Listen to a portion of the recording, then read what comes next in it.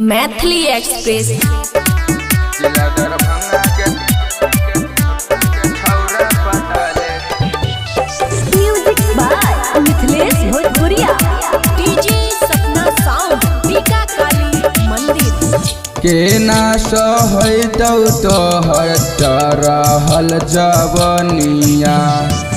भेलौ न दान कोनो भजेतौ न दनिया हेगे अपन वाला तोरा फील देतो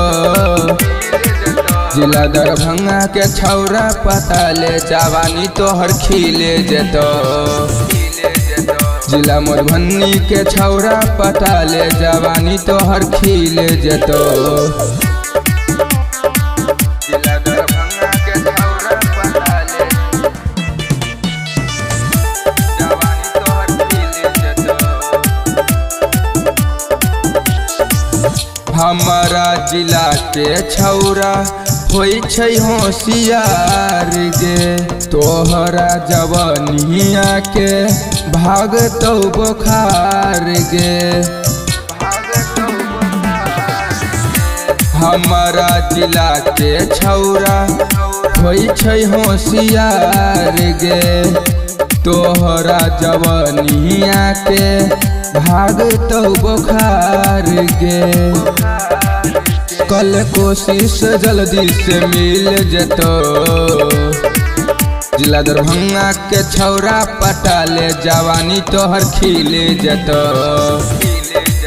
जिला सहरसा के छौरा पटाले जवानी तोहर खिले जेतो जवानी तोहर खिले जेतो जवानी तोहर खिले जेतो बात माने छौरी तू सा चाले महफिल गे देतौ सुबह सवा तोरा खुशी खुशी दिल गे गे सुनै छी कि नहीं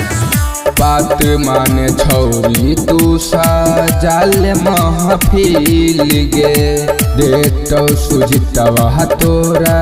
खुशी खुशी दिल गे ये आसानी से तोरा के मिल जेतो हमरा तीरा के छौरा पटाले जवानी तोहर खिले जेतो हमरा खुनौनी के छौरा पटाले जवानी तोहर खिले जेतो।